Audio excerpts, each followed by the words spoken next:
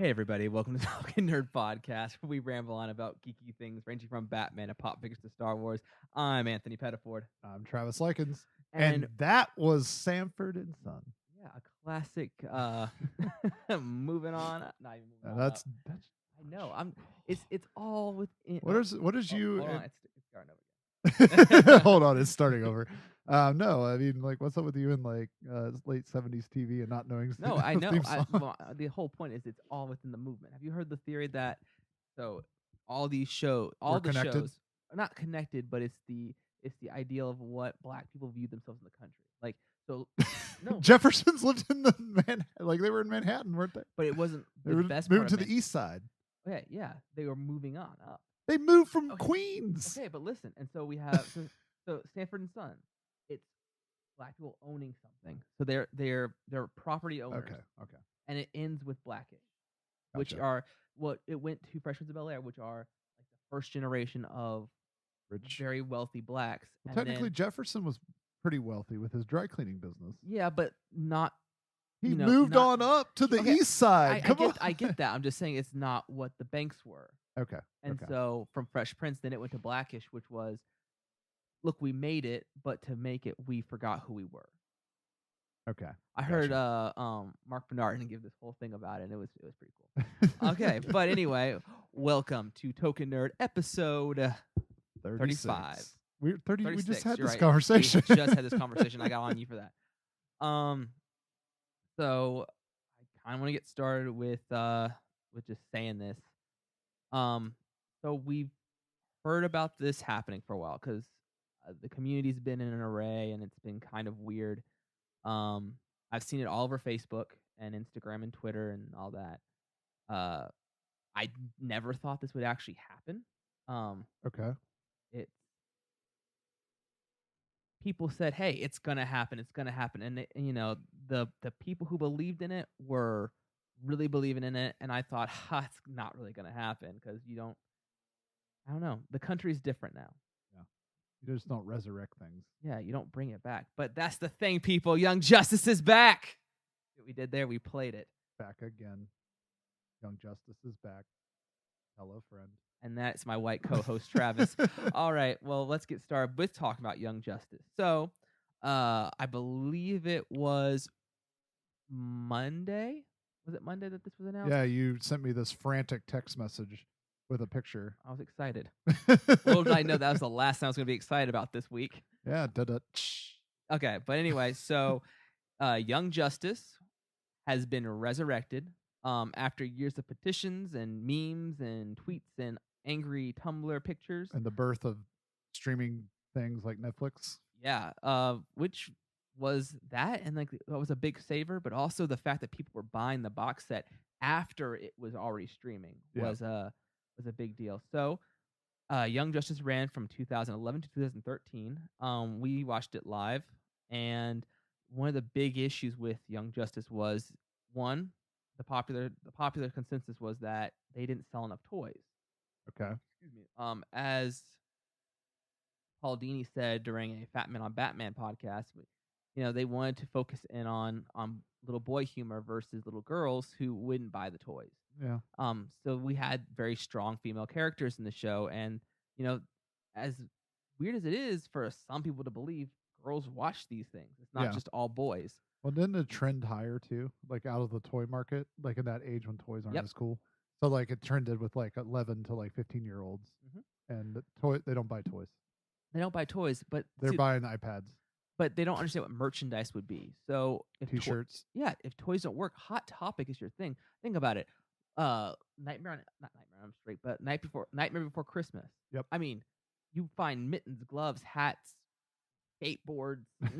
they license that product to everything. Yeah, and Young Justice. I mean, Funko Pop figures. There you go. There's one thing that you could do. I saw some of the toys. Coffee mugs. Coffee mugs, but I never saw their action figures in stores. Backpacks. But there could have been a good falling for it, and costumes. They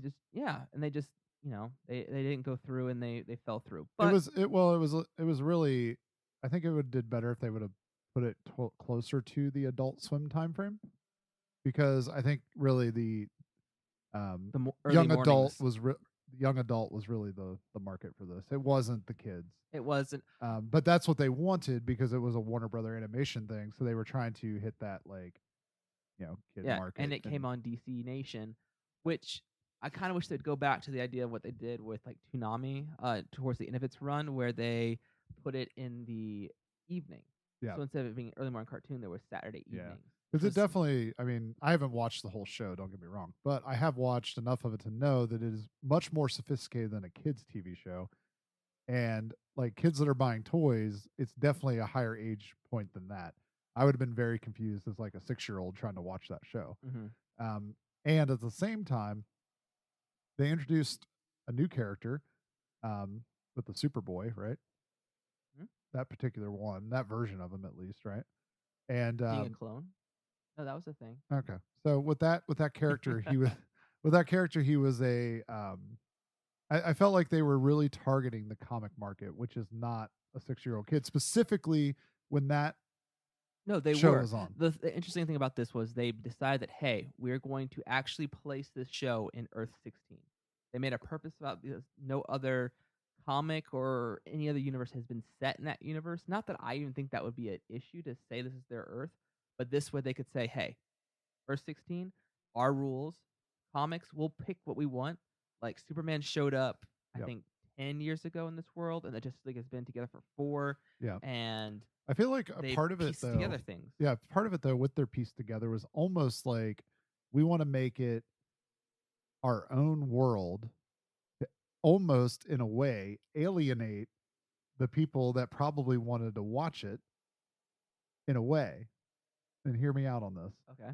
Because, the average comic book guy's like, I want it to all piece together and fit, right?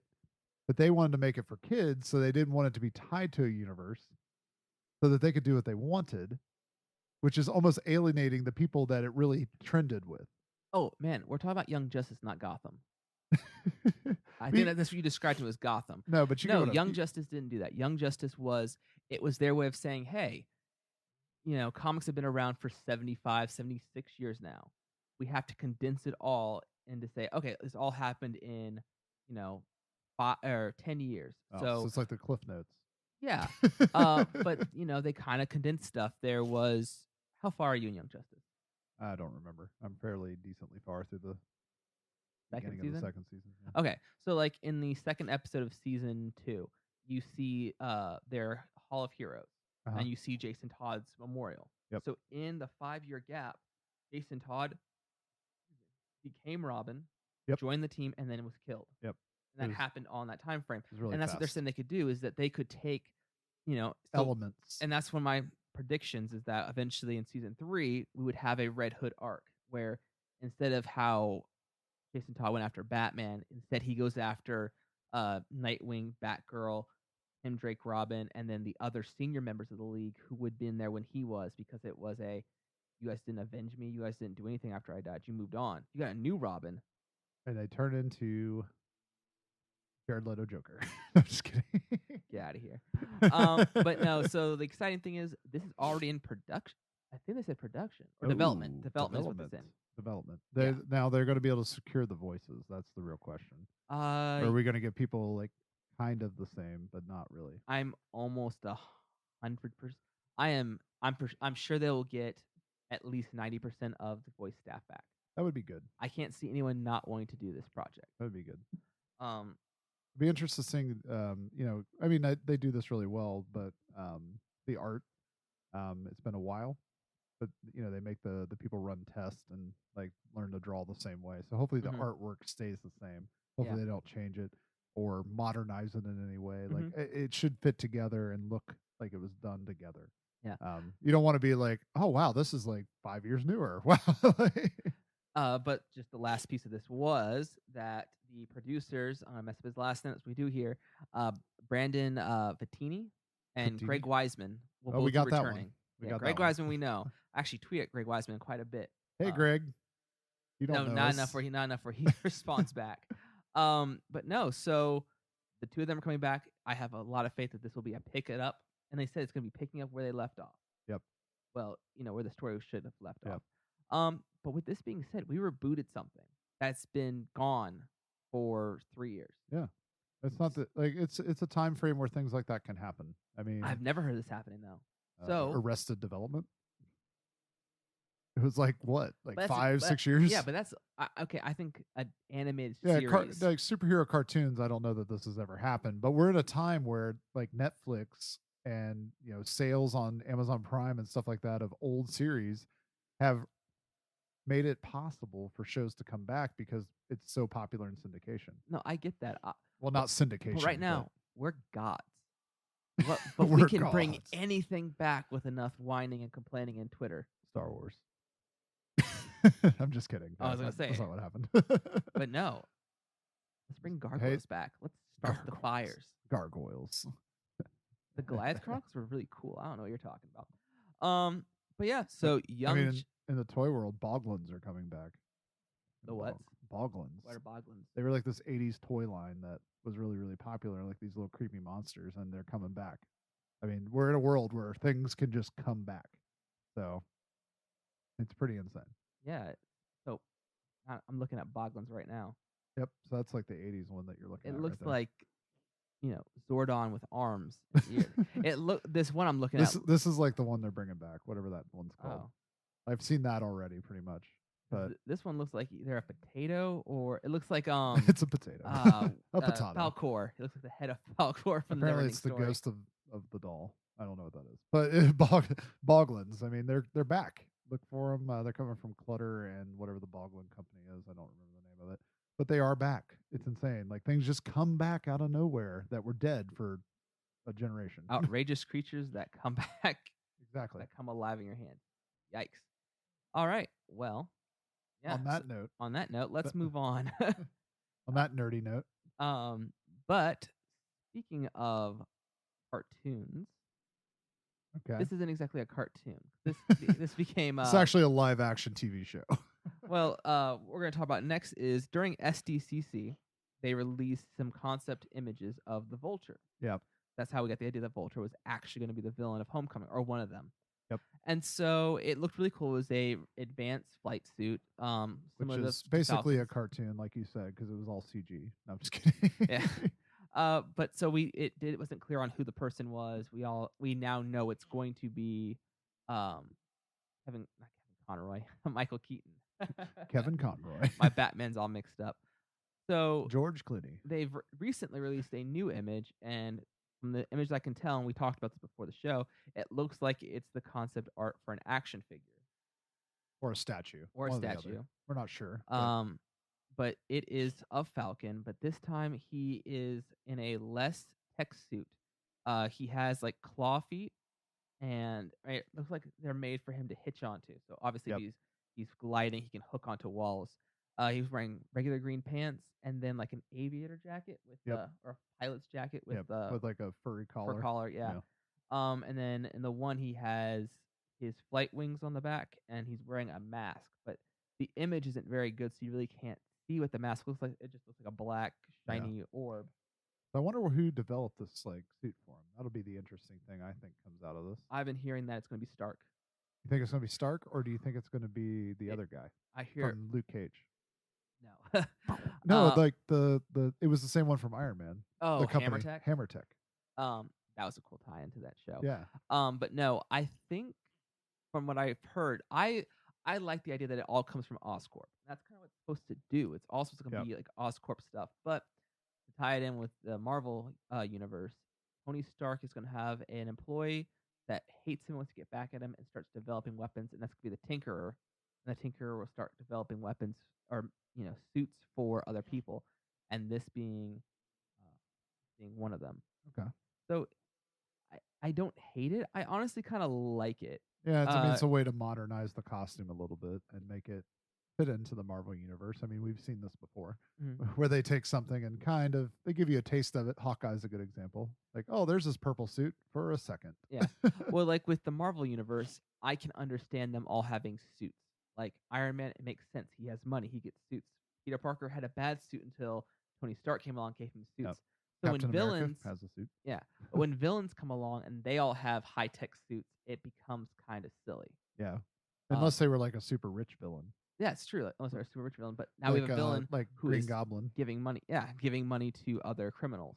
Yep. So I like the suit. This is kind of like Vision. We got our first look at Vision.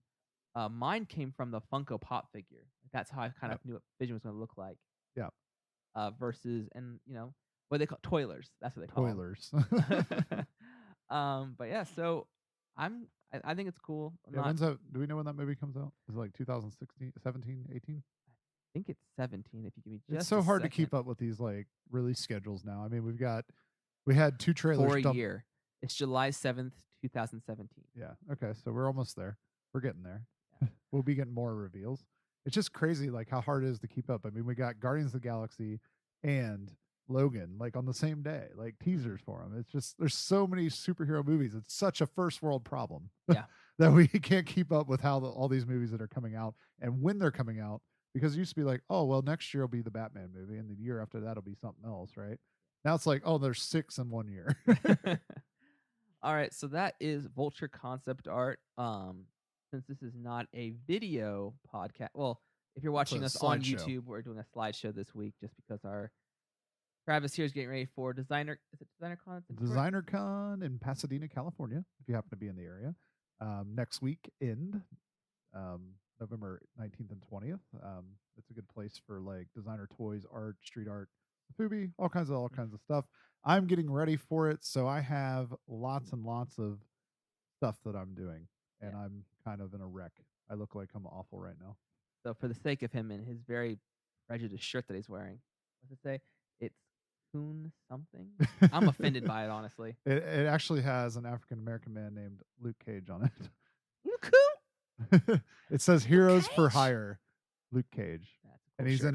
in his 70s attire. All right, but since we talked about, I love our little like tie-ins. So we talked about animated series. We talked about a live action cartoon that you confused with a cartoon. Yeah. Yes. So let's move on to DC and DC's Legends of Tomorrow, which is basically a cartoon. I'm just kidding. Travis is not a fan of Legends of Tomorrow, but I am. And season 2 has been great so far. Yeah. I mean, one of the highlights of I don't know, not of my I'd say my week. Especially show wise. Supergirl has been better, but nothing that has blown me away.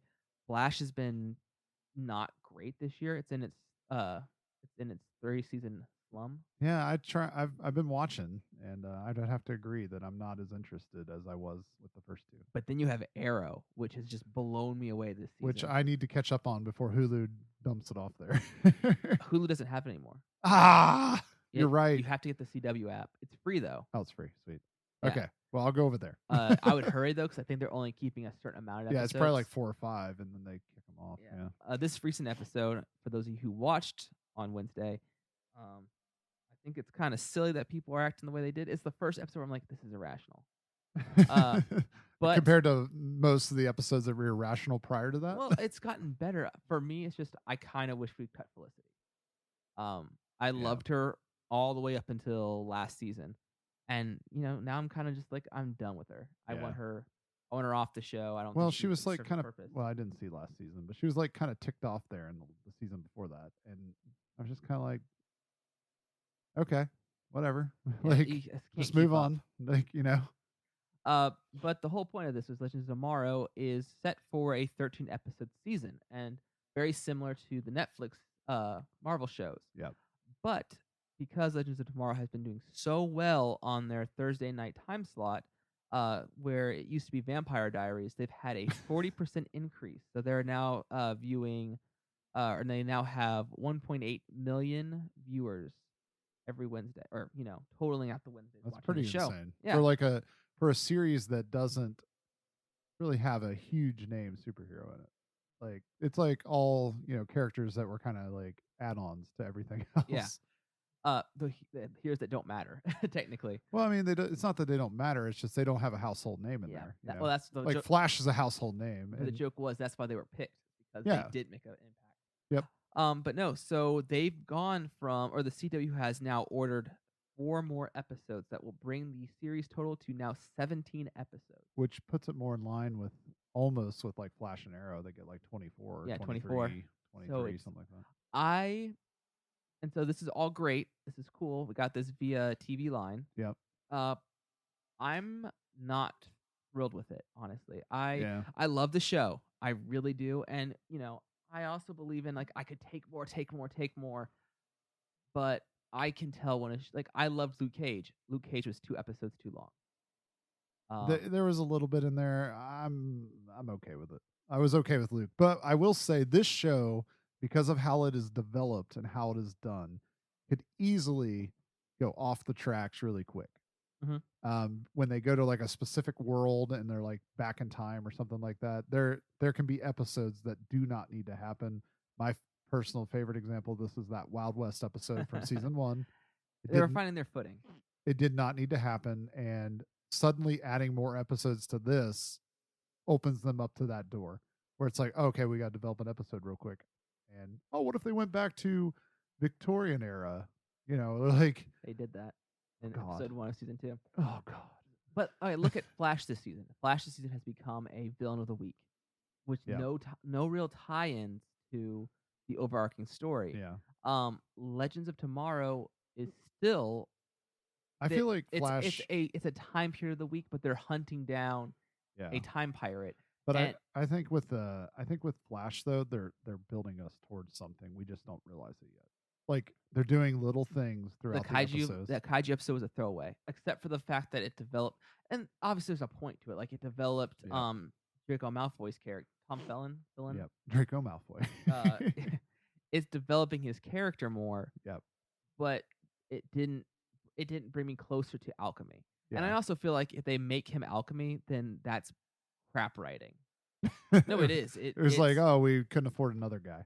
No, it's not that. It's just like, where was the surprise? It always ends up being the villain. The overarching villain is the guy that, is the new something guy. else. Yeah, So I will say, kind of like what they did with the Earth 2 guy. What's his name? Harrison Wells? No. Oh, old Flash. Teddy. Yeah, Teddy. Or his name is Stacey Sears. That's the actor's name. You're talking of Hunter Zolomon. Yeah, they basically would do the same thing that they did there. Like, oh, here's this new guy in town. Oh, he's also the bad guy. Yeah, but I'm not going to spoil anything for you. So, the big bad in Arrow, season 5. Batman. No, but I'll tell you. Clayface. It was no. You will never see it coming. Unless you're Darth Vader. Unless you're one of those guys who sits there and lists off every person in the show and every person that they've announced that will come in. That kind of person I hate. But like Automatopoeia. Dang it. Did you read it? No. Oh, you got it. For real? No, sucker. I was gonna say, I was like, Kevin Smith would have been involved in this. We would have heard about it. Yeah, he needs to. I think next season he'll end up directing a Legends of Tomorrow and he'll get a Arrow. They're gonna let him do Automatopoeia. They're gonna let him do it. But, so my opinion is I like it shorter. It condenses the storyline. Yeah. But I think with extended episodes, you could have fun. Each episode could be a twofer in a timeline. Yeah. We recently had zombies in the Civil War. That was cool. We had the Wild West. It was bad because it was condensed. If it had been spread out, it would have been a lot more fun. Okay. So like they jam everything into one episode. They usually like whatever they're doing, the overarching story continues on, but whatever they're doing in that episode is in that episode. This 50s episode was the same way. It was like, bam, we're in the 50s and we're here for whatever because we're stuck because the time machine's gone. But the story doesn't really get to develop because it's trapped in a probably like 45-minute episode by the time commercials are in there. Yeah. And it doesn't really develop. And like X-Files fell victim to this. They had 24 episode seasons. It should have been like 16. Like, because they would always have like some ridiculous episodes that shouldn't have happened. Like, there's lots of wasted monster of the week. There's lots of great shows that do that, and it's not criticizing overall, but it's just like you're almost wasting the viewer's time by adding more episodes and not making it great. Another good example of this is actually in the sports world. They want to add like 3 more games to the NFL, like every season. Why? Like, NFL's not something we need 3 more games of. Yeah. You know, like, and let's be honest, here's our country right now. Things need to be shorter. political seasons. Like not a 2-year pre-political season, Yeah. but I mean Oh, get that's a ready for whole get ready for this one. That's gonna be a 4-year season. starting guarantee now. it's not gonna Supposedly stop. Bernie announced his 2020 campaign. I'm like, are you kidding I me? hope he makes it. Like, but he'll be like 80, literally 80. I know. Okay, so I don't want to.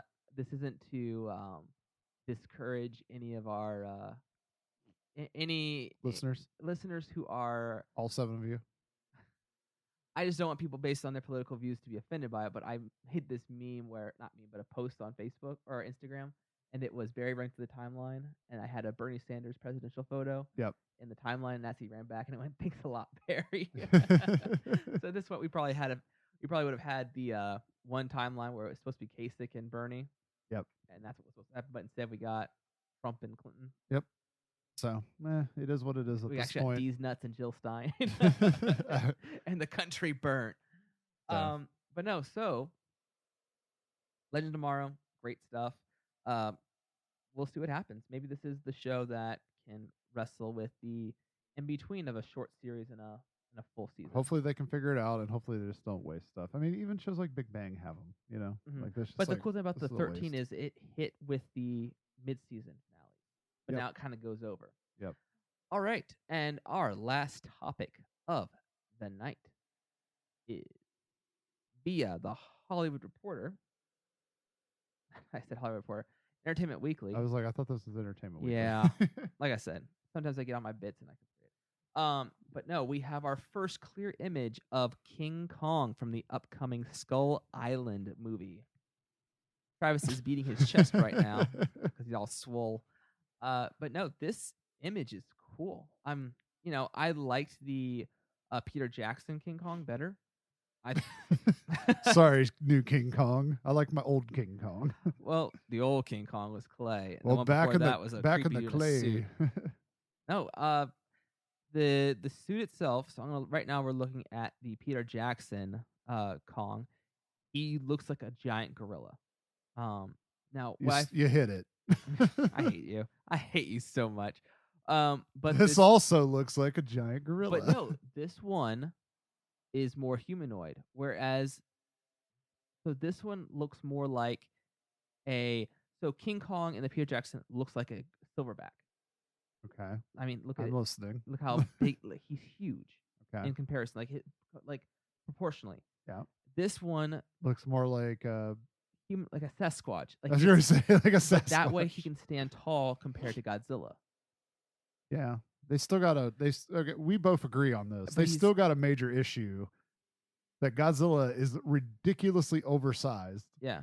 And how is this guy going to fight him? But he looks very much like, at least his head does, the original King Kong with the claymation. I think it was 1936, 1930. Yeah. I used to watch that movie all the time when I was a kid. on TMC.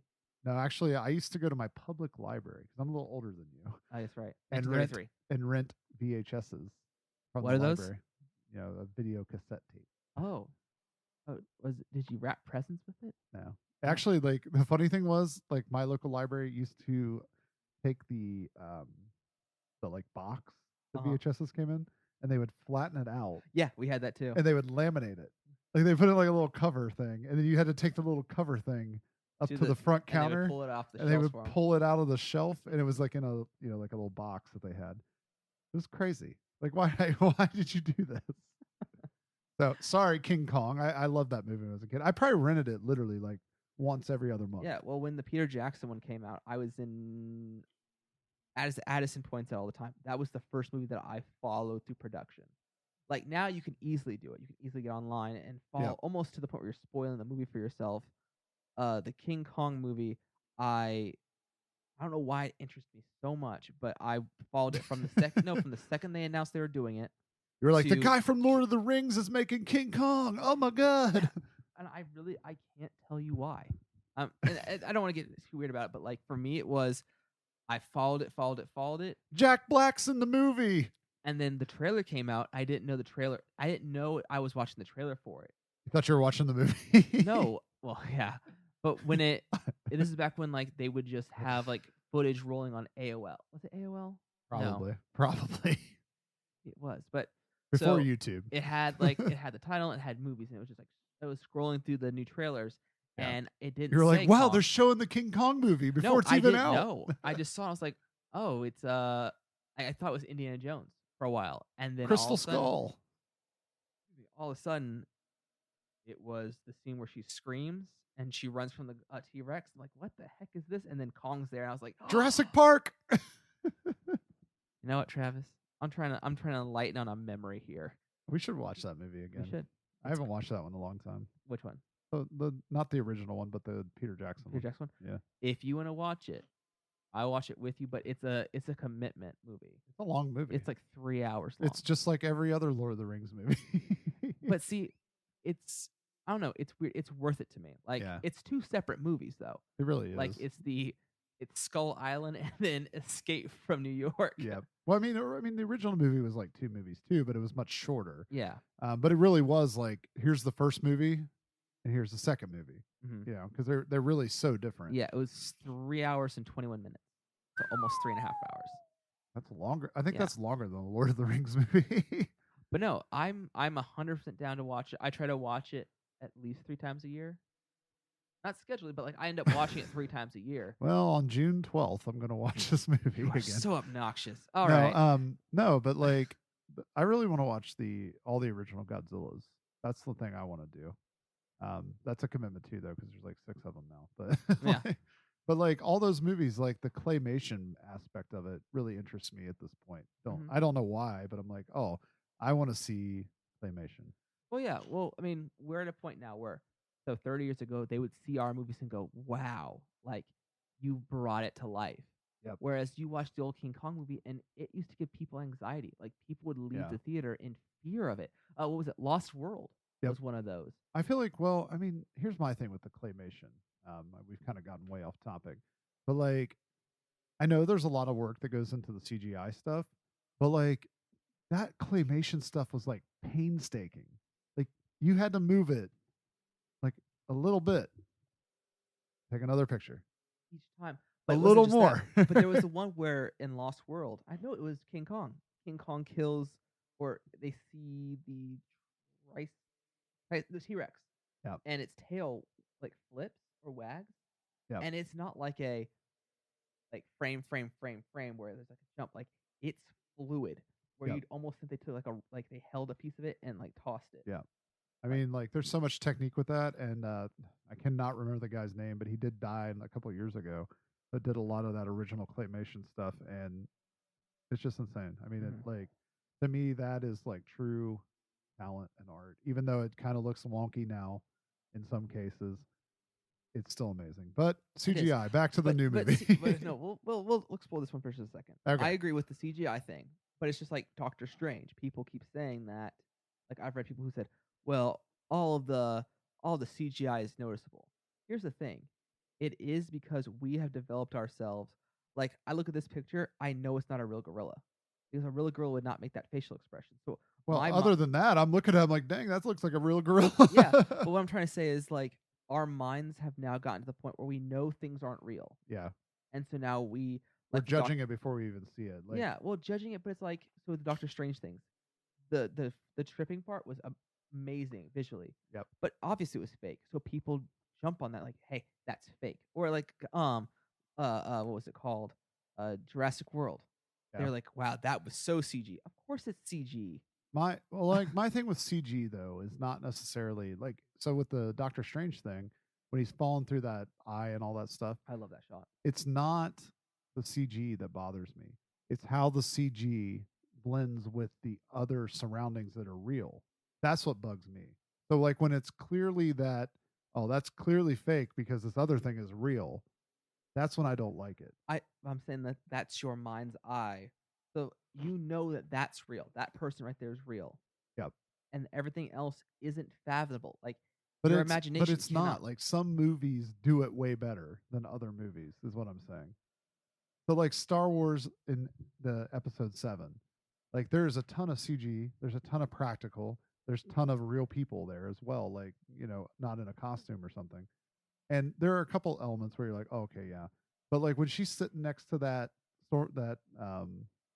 next to the AT-AT, whatever you want to call it. AT-AT.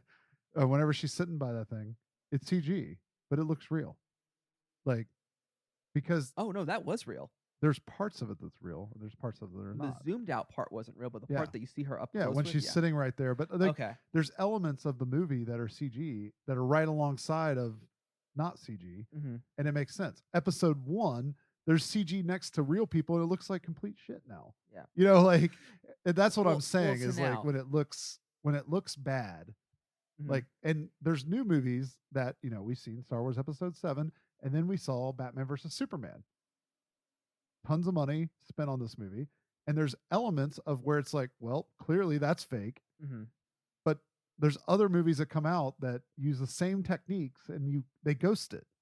It's Yeah. just like when to use it, when not to use it. That's what bugs me. And how can we use it in a way where it doesn't look as bad, Mhm. to I where feel it's ya. like, okay, I buy it. You know, that's my thing. Because when you get into the movies, I'm expecting a larger budget than like on Flash. I give them a pass. You know, I'm like, well, you don't have as much budget. Mhm. Like when I see a movie and they're using CG, don't use as much CG if you don't have the budget for it. Yeah. Like figure out a way to do it another way. That's my thing. Okay. No, I agree. I agree completely. So, just for the sake of this conversation, I've heard Kevin Smith talk about the 4D theaters. Yeah, the 4D thing. Yeah, 4DX, right? 4DX. Are you interested in going to one? Don't we have to go to like Chicago? I looked. There's one in Ohio, Oh, in there is? Springdale. Hell, Springdale. I'm actually looking up right now. I know that I hate when other podcasts I listen to get off topic and do their own personal thing, but now I'm I'm really interested in finding this theater because I feel like that would be kind of cool for us, especially with what you said. I wonder if smelling it and feeling it would make it more would Can we- change it for you. Are we gonna go see Yoga Hosers in the movie? Oh, homie. Wait, what are you trying to change for me? Uh-huh. What? Kong? No. Like if we were to see Doctor Strange, which I want to see. Doctor Strange, I wasn't mad about the CG in that Well, not movie. mad, but but with your opinion of it now, would it change the way you think of it? Like, would you think, oh wow, it's more real because another sense had been added to it? No. Like Okay. no, what I'm saying is like I would like to go see one of these movies, but I don't have a problem with Doctor Strange's CG. That's Mhm. not what I'm saying. Okay. Like I have a problem when a movie comes out that has a big budget and they do CG and it's like clearly this is real and clearly this is not. I Mhm. think there are ways that you can use CG and ghost it because we've seen this to Yeah. where it's like the shot has CG in it, but there's nobody real in it. Like if you don't have the budget to blend it to where it looks like everything's real, then don't blend it. Just so here's Doomsday and here's Batman over here. Like you just cut gotcha. back and forth. That's what I'm saying. Because like a movie has that big a budget that they shouldn't be. They either need a bigger budget to be able to blend it, or they need to figure out creative ways to not make it look fake. Oh, okay. That's what I'm I saying. understand now. I don't want, you know, early 2000s quality CGI in a 2016 movie Mhm. where it's like, oh, that's fake. That's fake. I feel like Doctor Strange did a good job of, while I was sitting there watching it, I never felt like, oh, that's fake, even though I knew stuff was, Yeah. because they did a good job of blending it to where it's not as noticeable. Now, Mhm. maybe if I sat down and really like studied it, like you said, oh, you know that's fake, so that's why you think it's fake. No, there's some movies that legitimately they just did a bad job and it looks fake. Wolverine Origins is a perfect example Oh, the whole of thing looked how crap. bad the CG was because they did not have the budget to do what they needed to do. Mhm. And Okay. that's my thing. Word. Deadpool, full of CGI, Mhm. but looked good. Yeah. The whole time. Even they only had a $50 million budget, people. That's what I'm saying. They creatively Yeah. made it look real. Gotcha. All right, I'm on board with you. Back So- to King Kong. Back to King Kong because we'll investigate this theater trip off screen or off mic. But with King Kong, the last thing I wanted to point out is that they released a poster beforehand, and that was the Skull Island, and it looks like one of the adventurers. I can only assume that it is not John Goodman It's actually Jack Black again. or Brie Larson. Jack Black is back. But no, because I just want to point out. So the main cast of this movie would be Tom Hiddleston, Samuel L. Jackson. Samuel L. Jackson. I always say the Samuel. Sam Anyway. L. Samuel L. Jackson, Brie Larson, and John Goodman are the 4 big actors in this movie. Not the only big actors, but the biggest. The star is the gorilla. I'm so excited for the obnoxious Samuel Jackson quote because it's always something, and it's like, hey, they really found snakes on a plane the other day. I don't know if you saw that. Don't tell me that. I Yeah. thought that was the only safe place. No, not on the plane. But no. So back to this poster. Poster looks cool. If that's Skull Island, why is it so small? That guy is standing on top of the Skull Island. I hate you. I hate you so obnoxious. Why? You're so You said obnoxious. It was Skull Island. Okay, so the joke right now is that there is one of the explorers standing on top of a skull that's on top of like a little peak, and King Kong is looking down on him. Travis is saying that he is on an island and there's a skull on it, making it Skull Island, and Skull Island is really small. We all get the joke. No, you just said it was Skull Island. You said that yourself. If that is the waist of a skull of a thing that fought King Kong, then this is a big King Kong. Oh, okay. I get you now. I apologize for yeah getting on your ass. No. Like you said, it was Skull Island. Well, yes. Skull Island is a place. Yes. And the skull is relatively small. If that is Skull Island. I think the skull that he's standing on is pretty big. I think that's yeah, but huge. if that's Skull Island, he is. Oh, not that he's not standing on the peak of Skull Island. Okay, that's what I thought you meant. Oh Lord. Okay, folks. Anyway, that was the last thing I want to point out is that he looks like he's holding one of those smoke like a smoke signal. Yeah, smoke signal. And that's something they used in Godzilla. They used the smoke signals with these red ones. I was gonna say they were red, so these ones are green. So. That's what ties it all together. Red team and green team. It's like a video game. Yeah. But no, I'm excited for Skull Island. You know, it looks cool. It's gonna be interesting how they're going to, because this movie is to have a Godzilla versus King Kong movie. Dun dun. Yeah, so they're gonna try to make this. So I hope it's not throwaway. But you hope it does well enough that they can make the Godzilla versus King Kong movie. Oh, they're gonna make it. There's nothing that's gonna. They're doubling down on it, even if they're like 3 people go see it. They're making Moose Jaws. They're gonna make Godzilla versus King Kong. Moose Jaw. But no, this is gonna come out on March 10th of 2017. So we'll be able to go see that. Just pulling up a picture of a bigger skull. They're saying next. There have been other gorillas, and Kong is just the toughest of all the gorillas. Yeah. Me gorilla, you dead gorilla. Oh, look at that. Somebody like photoshopped Godzilla on King Kong's on a ledge looking down. That's funny. That actually would work. Okay, King Kong, you stay on ledge. I'll fight from bottom of ledge. I think that'd be kind of cool. All right, folks. Well, thank you for listening to this exciting episode of the Token Nerd podcast. Yeah. We since you can't see us on photo, we always have a bunch of pop figures around with us, kind of on display. If you like pop figures, guess what you can do? You can head over to TenaciousToys.com, where you can enter the promo code Token10 and you get 10% off all the Funko products on the site. They have a ton of cool things, from Spider-Gwen, which we actually are doing a contest for currently. They have Alien Queen, the Xenomorph. Yeah. They have, I already said Spider-Gwen, Batman. Maybe look at those Stranger Thing pops. Yeah, they'll be coming out in December. No, coming out next year. Yep. They just added what's her name? Barb. No, Winona Ryder. Winona Ryder. Winona Ryder. Yeah. Yep. She has like the ball of lights. Yeah, she's holding a ball of lights. Yep. So they just add that to the set. I'm waiting for those Barb exclusives. There's got to be black and white Barb, which is the missing poster Barb. There's got to be the upside down Barb, which is blue tinted. There's got to be. Can do it. There's got to be Barb with her car. Barb. Oh, Barb in the car. Barb. Yeah. Like you'll get the car. Like it's like a set. But yeah, so head over to Tenacious Toys and they've got that for you. They also have a ton of other designer toys there. Unfortunately, not covered by the promo code, but you can still buy it. Exactly. As for us, you can find us on our Instagram and Twitter at token_nerd, and on Facebook, tokennerd00. And, comment on this video, give it a like, and subscribe to our YouTube channel.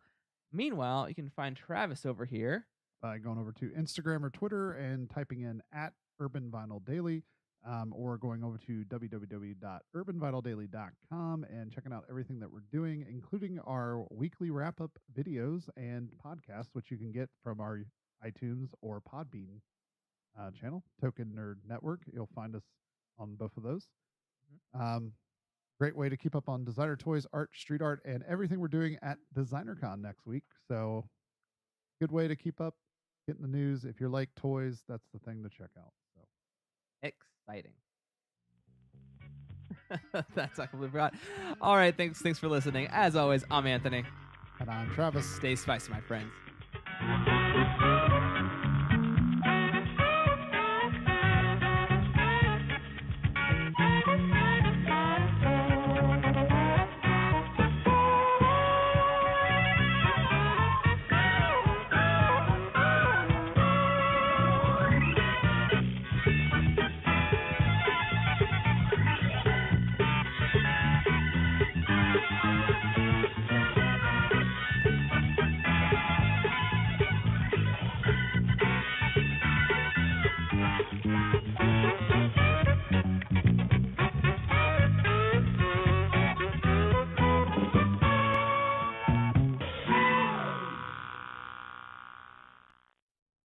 And now, a word from our sponsors.